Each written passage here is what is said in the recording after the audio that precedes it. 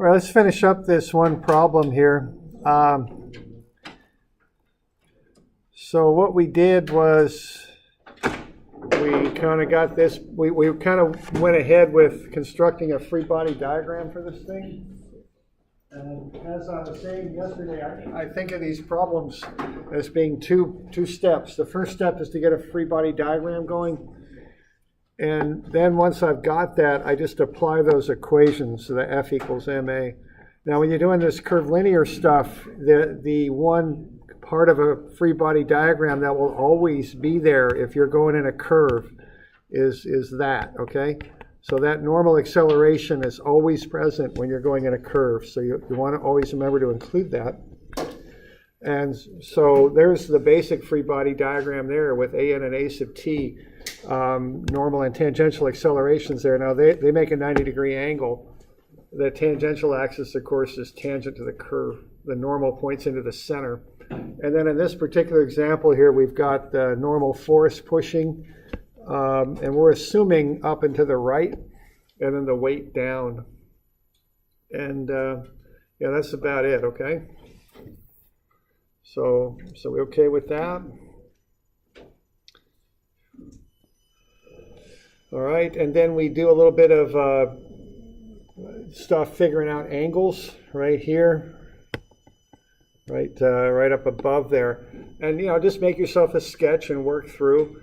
And what this is based on is a series of right angles, okay? So we start with that 41-degree angle, then we use parallel angles to get the other 41. Then we've got the normal and tangential axes that make a 90-degree angle in there. So we take 90 minus 41 and get to that 49. So we're right down there. And then we got another set of 90s between the x and y axes. So that gets us back to 41 right there. And then we do this little diagram here and get the components of the weight. Okay, so that's how that progressed there.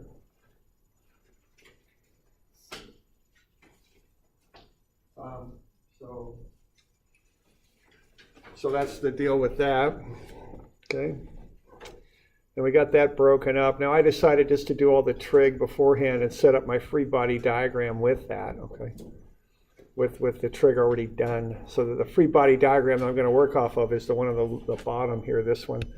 Got that worked out.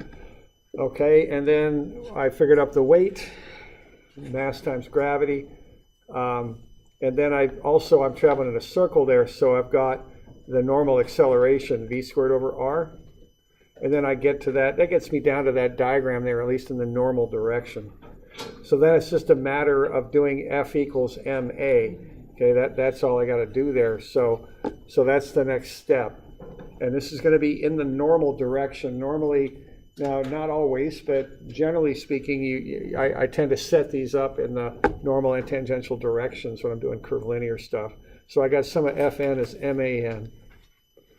All right, and why don't you just fill that in? I've got a couple of papers to hand out here. So just write up that equation. Sum of Fn is man. So you can get that set up.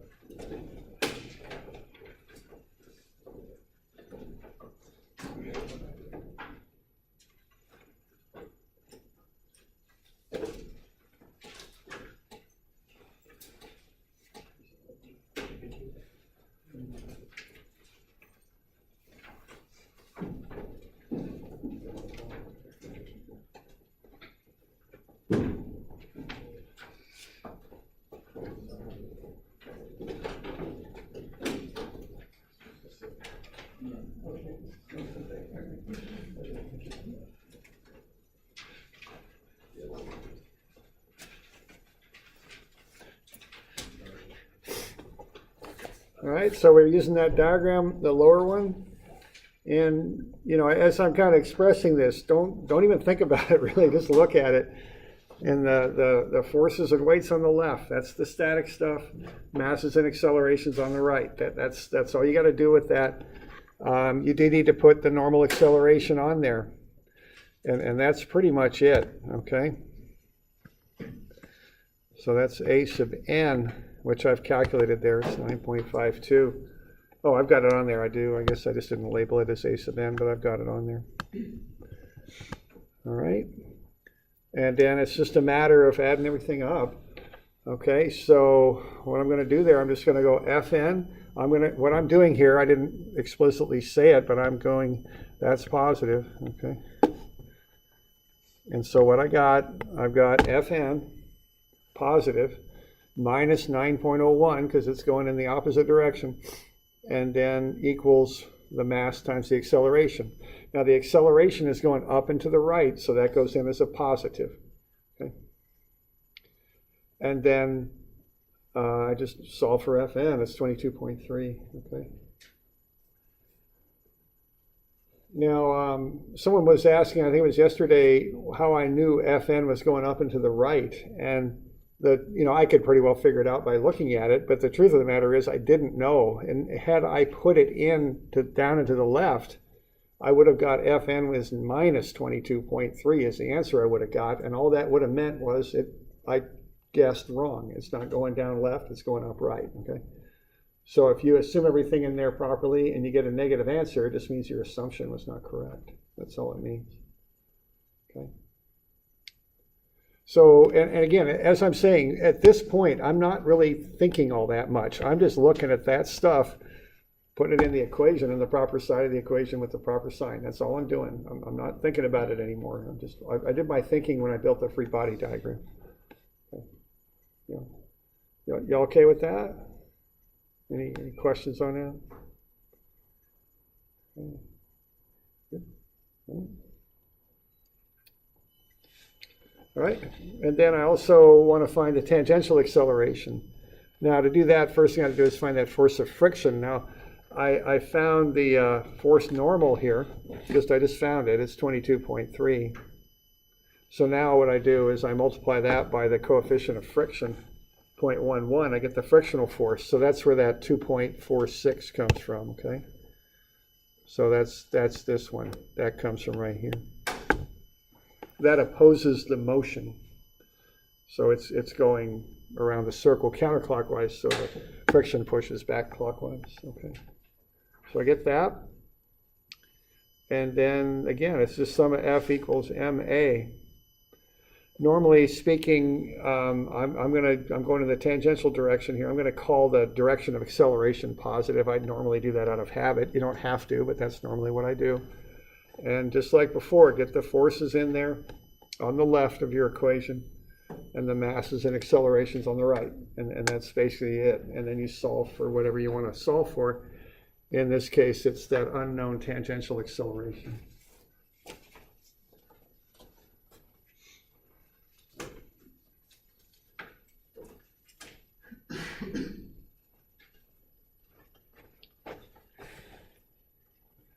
All right, so you got two forces to put in there. Just watch your signs, and they're going to equal the mass times that unknown acceleration, basically. And then you just solve for the one unknown, which in this case will be a sub t. Okay.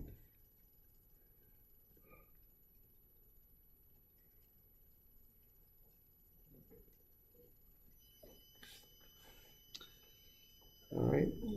So 10.37 minus 2.46, that's what goes in on the left. It's 1.4a, so a is 5.65. We're doing okay with that? Okay. So that's the method that I use.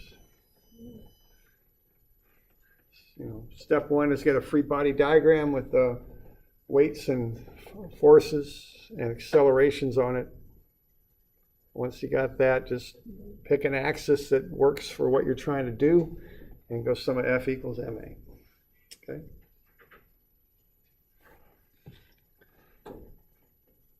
So we're good on that? Good.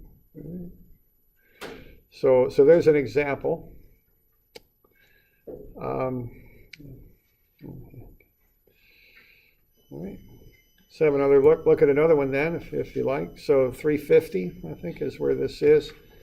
So we're going to look at going around a curve in a car. This is a pretty classic type problem. You might have seen this in physics somewhere. We got the mass of the car. It's on a circular section of road. Normally, smaller roads, they have circular curves that run horizontally as you go around a curve. That's generally speaking circular. Bigger roads, they might get into a bit of a spiral transition, but The main part of the curve is horizontal. It's just a curve, a circle. Okay, we got the speed, we got the radius of the road. Let's see what sort of coefficient of friction we need before the car slips. Okay. So why don't you make this into a free body diagram here. And that's just taken right from here. That's a top view like you'd see if you were flying over the site. Then I've got a view at the front of the car. What would a free body diagram of that look like?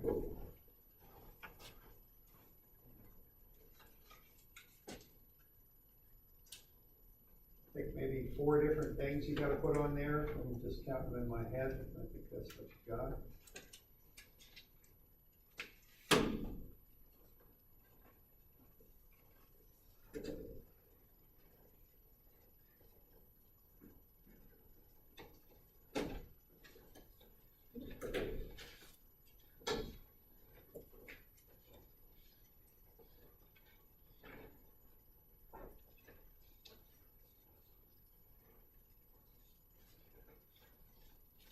So think about what the road is doing to the car. Because we're drawing a free body diagram of the car. Yeah. So what's the road doing to the car, and how's all that fitting together?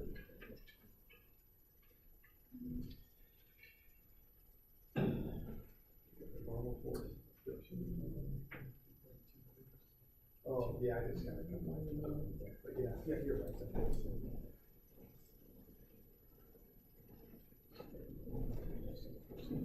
Right.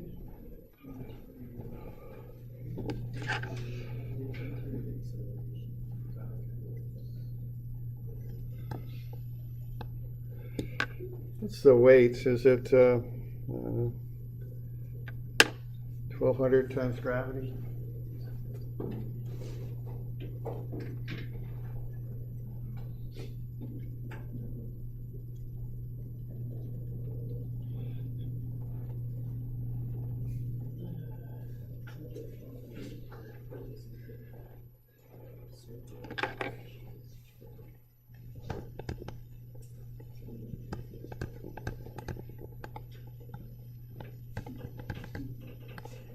Okay, so we're going to have the normal pushing up. I'm just putting one normal force for both tires.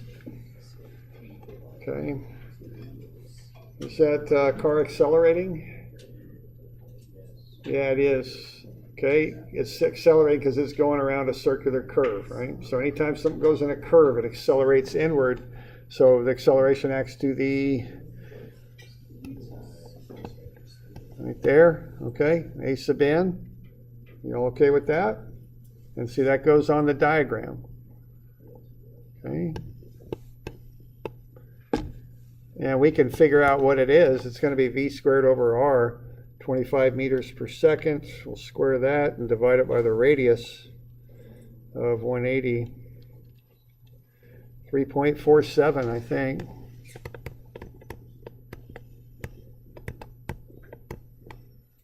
Okay.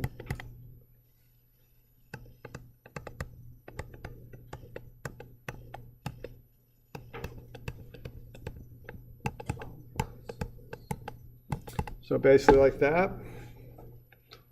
We're good with that. So what does that mean as far as the friction? Which way does the friction act? Same direction, because F equals ma. The only thing we got going in the x direction is the friction and the acceleration. So, you know, we tend to view this a little differently than it actually occurs. I mean, see, that thing wants to go in a straight line, but it's the steering wheel, the wheels are making it go around that curve. So the friction of the road actually pushes it inward. Is really what's happening there. It's not getting closer to the center, but it's not going in that straight line it wants to go in with Newtonian physics, right? It wants to go in a straight line. If you make it do something else, you've got to push on it or pull on it to do something to it. So the friction, as I think of it, is actually pushing the car inward towards the center. And the combination of the velocity of the car out of the page and that inward push create the circular motion. That's what happens here, okay? All right, so there we go. Oh, the other thing is, I instead of calling it Fn, we got two normal axes here. I'm used to calling that Fn, but I called it F road just because I didn't want to confuse it with An. They're both normal, but they're pointing different directions. So there's my free body diagram. Are y'all okay with that? We got any questions on that? So what's the force of friction counteracting? It's some sort of reaction to the acceleration, but it came up in the that wedge block problem. Yeah, it's a good question. I turn it around. To me, the force of friction is not reacting, it's pushing the car in. Okay. The force of friction is, maybe, I don't know if reacting is quite the right word, but it's being caused by the fact the car is traveling in a circle. And a car doesn't want to do that, according to Newton. What the car wants to do is this. You're turning the wheels and you're forcing it to go in the circle. And what forces it to do that is the friction. So a better way to say it would be that even though the car's main body is moving forward, the wheels are turned at an angle so it can continue turning. Yeah. So the force of friction is in line with that angle. And there's obviously a portion of that that's towards the center of the circle. Yeah. It's also driving itself forward. Right. I guess that's a pretty fair way to say it. Yeah, I don't know. I can't mentally process or understand quick enough to really answer. But yeah, the force of friction is inward. There's also some friction as the car moves down the road too, which is a little different than what we're dealing with here. But yeah, essentially, yeah, that you're by turning the wheels, you're forcing the car inward. By forcing it inward, it's the friction on the wheels that's pushing it inward. Yeah. So. Okay, so you're doing that, so the friction pushes it in. That's what's happening there, okay? And think about what would happen, if you had a sheet of ice on the road. Are you going to be able to make that turn very easy? It gets a little dicey then, doesn't it? Okay? Yeah, right, yeah, see. You need the friction to push you in. If you don't have that friction, you do what your car wants to do, which is go in a straight line. Okay. All right. So we good with that? Yeah, other questions? Okay. All right. So now we've got to that. See, now we can just run the numbers. Okay. Now another little thing happening here is it's not accelerating up and down. It's accelerating left, right is what it's doing. So you can use sum of Fy as 0 is what you can do. Oh, let's see, I found the normal acceleration first. It's 3.47. Okay, here we go. And also I found the force of the road. Now the force of the road would actually be found by going sum of Fy, in this case, is equal to 0. And that would be a negative 11,772 newtons plus what I'm calling F road. Okay, and so F road is equal to the 11,772.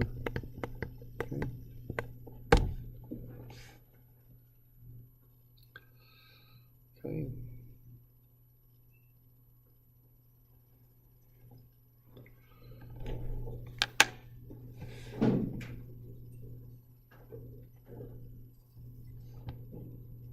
All right. And then the last little bit there is to find the friction. Well, actually we got one other little step, but so what do we do to find the friction? Okay, mu times it works. Trouble is we don't know mu. We're looking for it, so we can't just go mu Fn. So how do we back into what that friction needs to be? Yeah. And okay, yeah. So we're going to do F equals ma, and we could subscript that with an n, yeah, because it's in the normal direction. Like that, okay? So that's how we're going to find what the friction is. Okay.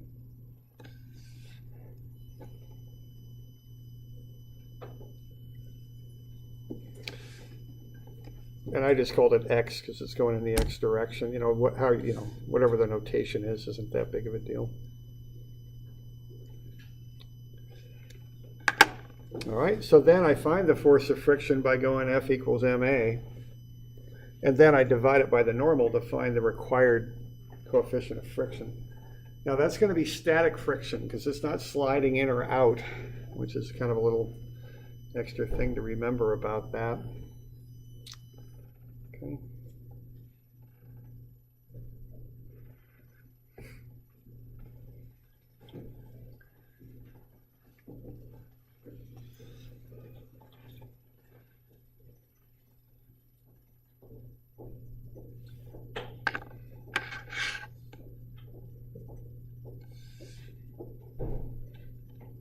Okay. So that's the process for that.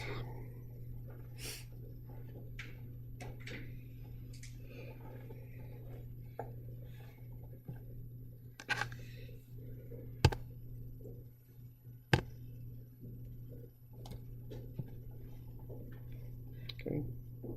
So we're good with that? What's going on there? All right. Okay. Okay.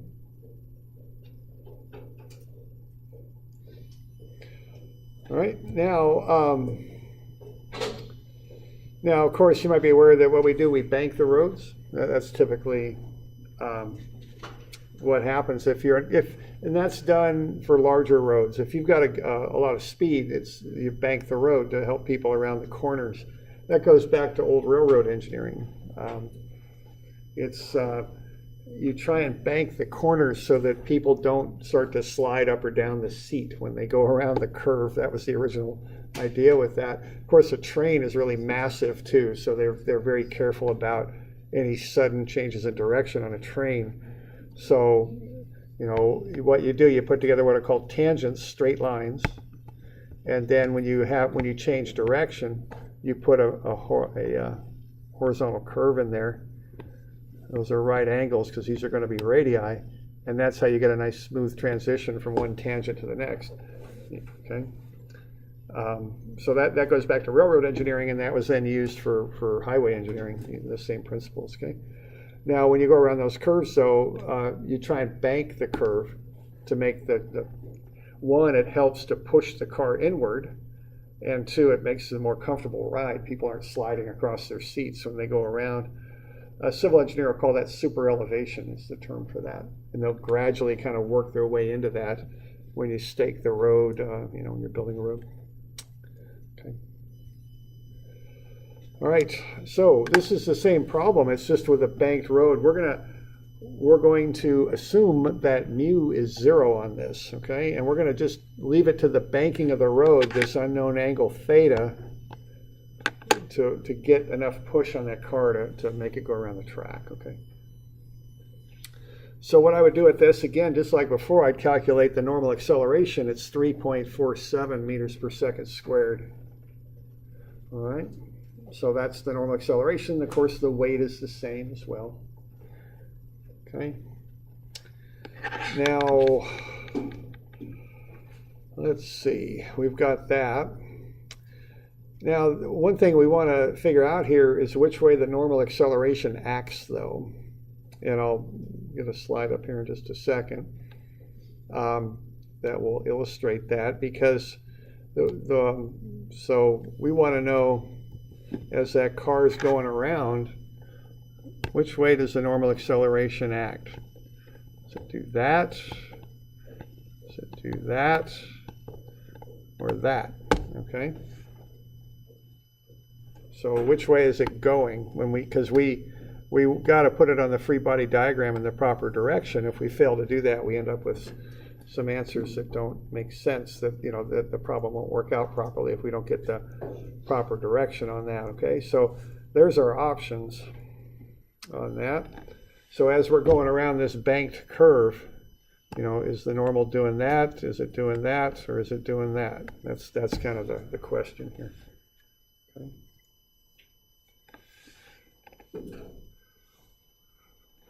So do we have any votes for this one?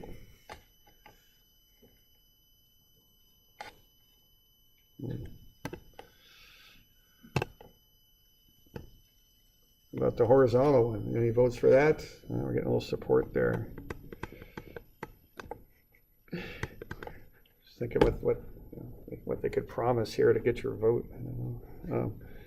How about this one? Doing that? Any votes for that? What's that? Pretty tempting. Yeah, it is tempting. Yeah, I don't know. So it looks like most people are on door number 2. Huh? Only got 7 though. I guess you guys will split the prize money. You get a bigger share if it's only 7. That's good. Okay. All right, and the answer is the normal acceleration goes in towards the center of the circle, right? So the fact the car is banked does not affect the path that it travels in. It's traveling in a horizontal circle. So this one's right. It does go into this, whoops, should get my color coding going here. Here we go. This one's correct. It does go in towards the center. The acceleration is horizontal because the circle is horizontal, okay? The fact that the car is banked while it goes around the horizontal circle doesn't make a difference, okay? All right. So there you go. It's going that way. All right. So on this one, we'll proceed the same way, but this one's going to get just a little bit tricky. We got to kind of think about this. I'm asking a lot of questions about this because this one's a little bit tricky. So which equation should we use? Just a straight sum of Fy is 0 or a sum of F y prime is 0. And what I mean by that is, should we go with inclined axes? Or should we just go with straight up axes? Which system should we analyze this with when we do our sum of Fy? Yeah. You can still use both, right? You can. You're right. You just can't use different angles. Right, and that is a good point. You could use either one, but you got to be aware of the repercussions of doing it. Let me put it that way, okay? So you're right. Which would lead to which way would we do it? So let me reword that. If I just want to find what the force of the road is, which axis system should I use to find that directly? If I want to find that force of road with one equation. The tilted one? Okay. So I want, yeah, and quite often when we're on ramps, I want the tilted one. And actually, I guess we got the mass. I guess even that question, it's a good point. You could go either way, but let me just show you the repercussions of it. So I'll take all the suspense out of this. I'm sorry, but here we go. I would tend to go sum of Fy equals 0 on this, because if you use sum of Fy prime, you're going to pick up a component of that normal acceleration. See, the normal acceleration is horizontal. If you go with this equation, it's not equal to 0, sum of Fy prime, because you've got a component of acceleration that equals the sine of theta times the normal acceleration, see? So if I just want to find that that force of the road, I'm probably going to use sum of Fy equals 0, because I don't have to deal with the acceleration then. It's a little quicker. But if you can use sum of Fy prime, but if you do, you've got to set sum of Fy prime not equal to 0, but equal to m sine theta times the normal acceleration. Okay, so be aware of that.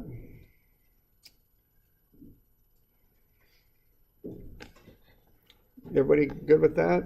Good. Okay. All right. Now sum of Fy is 0, and that's going to be minus 11,722, which is the weight, plus cosine theta F road. Now, I don't know what theta is yet, so I just leave that as is. So cosine theta F road is 11,722. Are you just ignoring friction in this point? Yeah, because we're assuming that we're banking the track to pick up all that force. So I've assumed that mu is 0. That's in the problem statement, I think. So right, we're ignoring friction. We're kind of relying entirely on the bank of the track to account for that. Okay.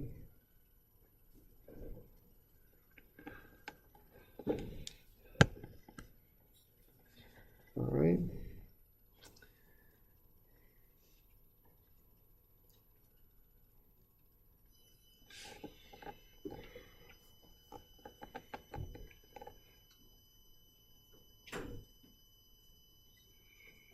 All right, so then to finish it up, sum of Fx is max. See, that's right in line with the acceleration now, so that should go pretty straight up. So what I'm going to do now is I've got sine theta times force of the road. I need that sine theta component, what that'll get me here is the component of the road that's going that way. That's sine theta times the force of the road. And that's going to equal the mass times that normal acceleration. So now what I've got is I've got two equations, two unknowns, but they are a bit messy because I'm getting into trig functions. So there's a nice little trick to get out of that one though. Okay.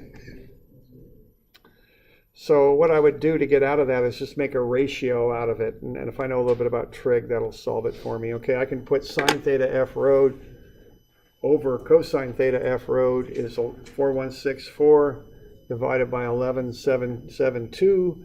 So the tangent of theta is 2.54 and theta then is 19.5 degrees.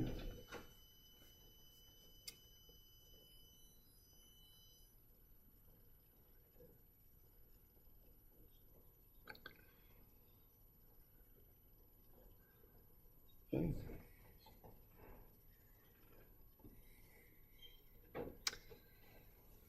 You doing all right with that?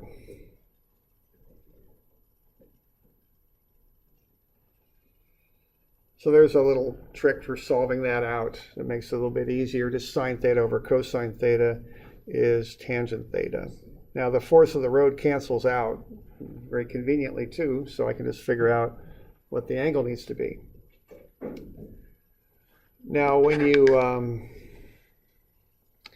analyze that, you might notice that that's the same number that we had for force for the coefficient of friction too. Okay, they're the same thing if you look at the top of your page.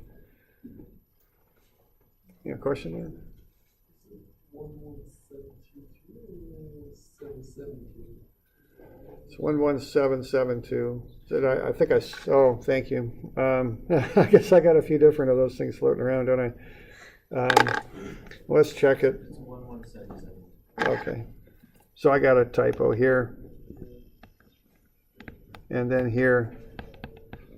But then it gets fixed below, and I think that the answer's right. So yeah, okay. Good deal. I'm just a little confused with it. Yeah, sure thing. So my bad. Okay.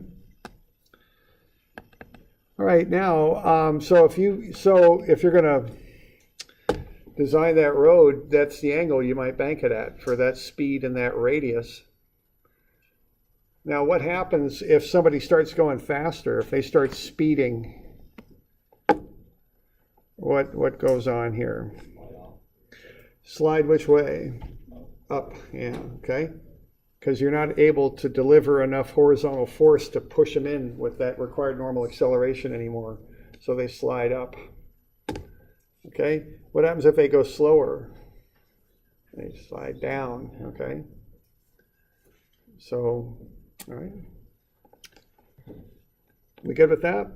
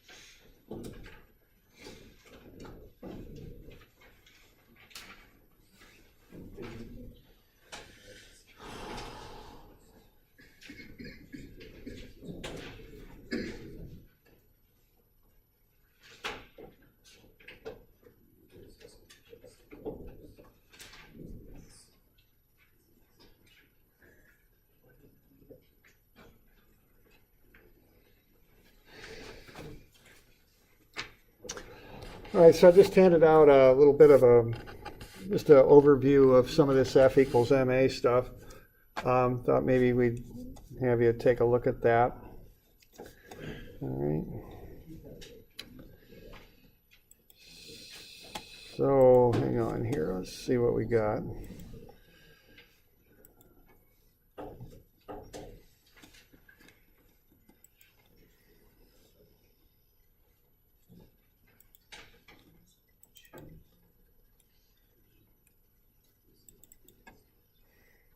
So the first problem looks like that.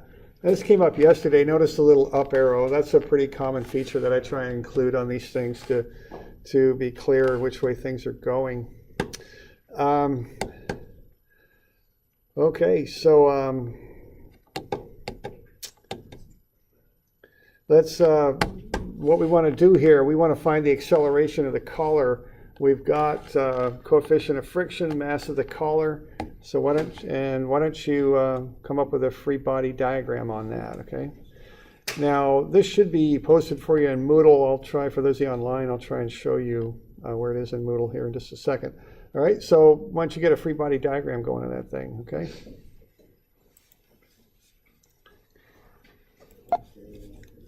All right, so here it is. It's the F equals MA review.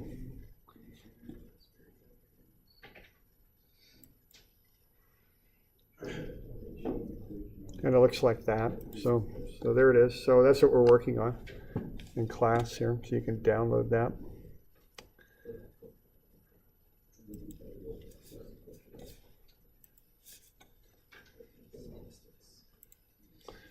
All right, so we just need a free body diagram of the collar.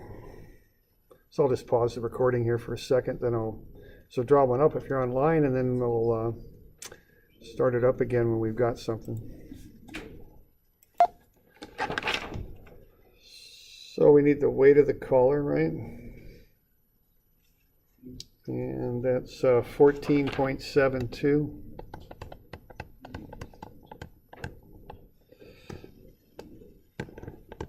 It's going to go down. We got 31 newtons up, and then we're going to have the force of friction, and then we'll have the acceleration.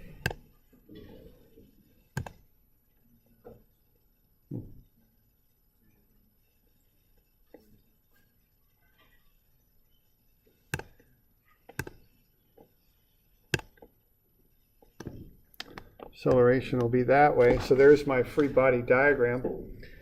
Now for the force of friction, y'all getting that calculated okay? Well, we got a couple other things going on here, I guess you could say. We've got 11.5. Yeah, I got about a little less than 3 is what I got.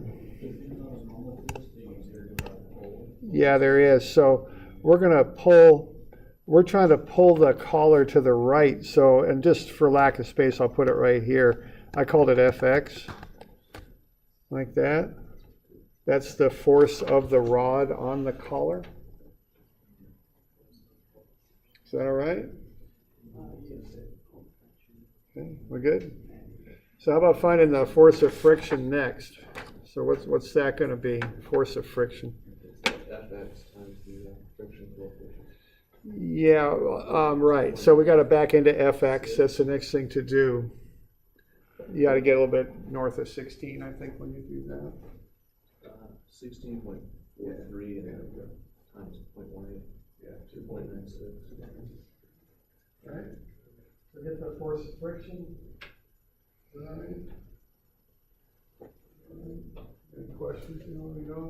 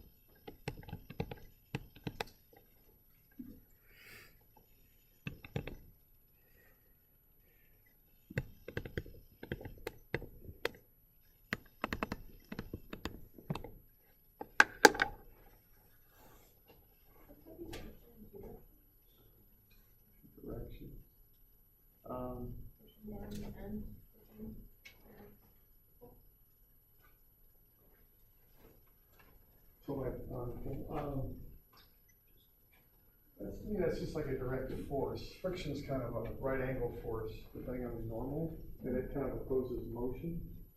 That, I'm not, can you sketch up where you? Actually, now I see why. Yeah. Okay, we going around with that, then you finish it off. With F equals LA.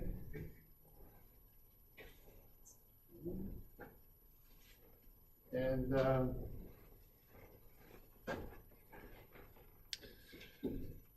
think I'm getting about 5 point something or another for A. 5.74, something like that.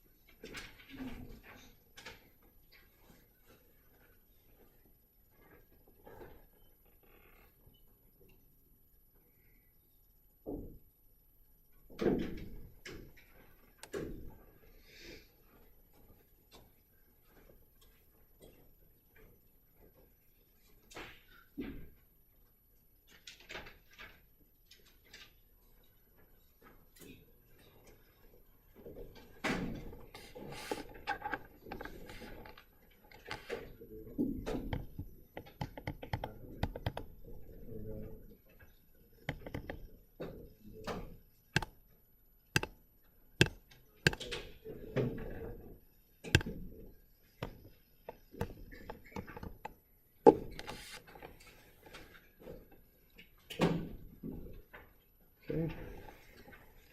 So y'all getting to about 5.74 on that? Okay.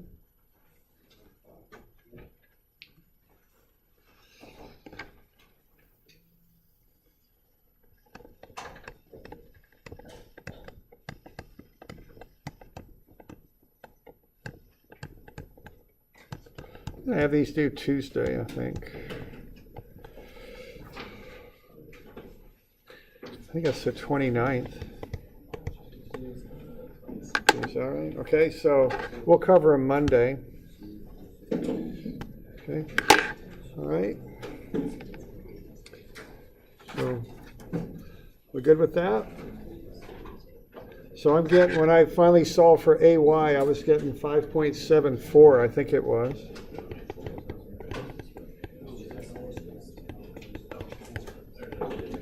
All right, we're good?